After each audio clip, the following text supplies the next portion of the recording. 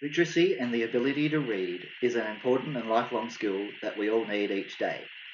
We all need to be able to read to do the tasks that we need to complete. We need to be able to read when we go to school or work, when we are driving on the roads, or when we go and complete the weekly shopping at the supermarket. If we can't read signs, labels, or books, then we'll all get left behind our peers.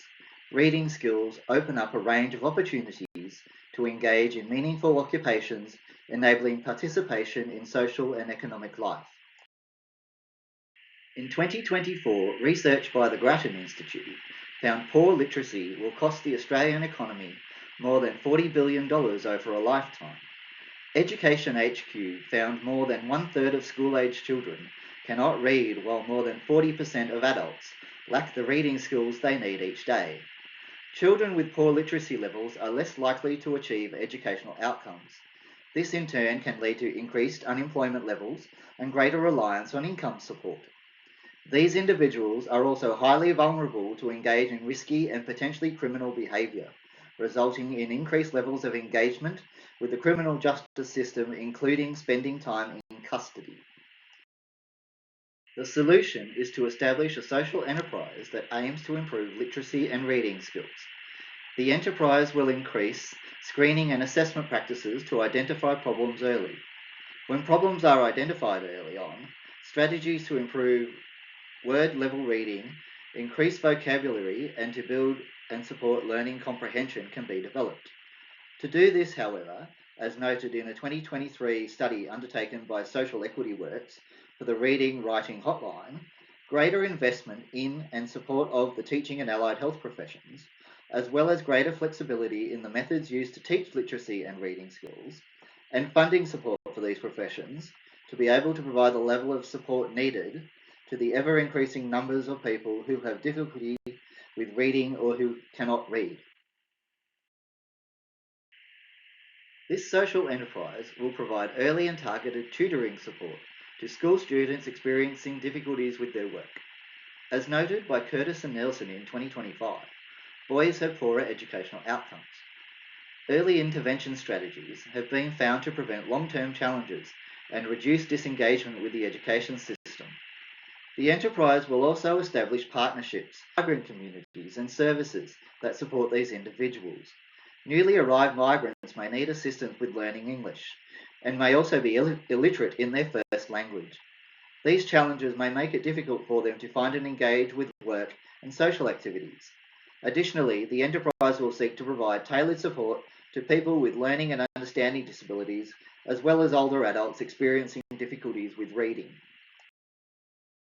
This social enterprise will generate revenue using a mix of private, fee-for-service arrangements, government funding where applicable and available, and establishment of partnerships or subcontracting arrangements with other like-minded organisations. This mix will ensure financial sustainability into the long term. Services will aim to be delivered in person and online. Additionally, programs will be developed that can be delivered by other individuals, such as parents and teachers in schools, homes, workplaces, and other appropriate community settings. These programs and services will be delivered by appropriately skilled and qualified individuals, including teachers and other allied health professionals, such as occupational therapists and speech pathologists, trained in literacy and numeracy teaching. Using a model that leverages the resources and skills already available will mean there is less duplication of services and ensures financial sustainability for the enterprise. This means the enterprise can focus on providing its services to individuals and the wider community. The benefits this will bring include increased confidence by those affected by poor reading skills, leading to increased educational and employment outcomes and greater social participation. This in turn improves socio-economic outcomes for disadvantaged communities, including First Nations communities and those living in regional and remote areas, including the ACT. Governments also benefit through reduced reliance on income support, publicly funded healthcare, and less engagement in the criminal justice system. This social enterprise will not look to reinvent the wheel. Rather, and as a point of difference, it will focus on collaborating with governments, schools, and other organisations and allied health professionals already delivering literacy support services to reduce duplication of services so as to maximise the benefit to individuals needing support.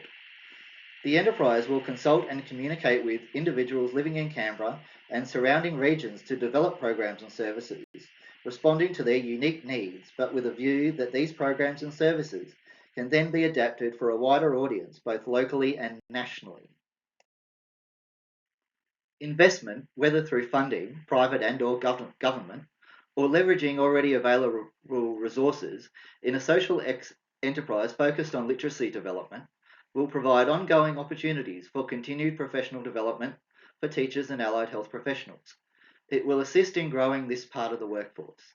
This will lead to greater ability for those experiencing reading and literacy issues here in the ACT and nationally, greater opportunity to access services and supports to improve their reading skills and abilities.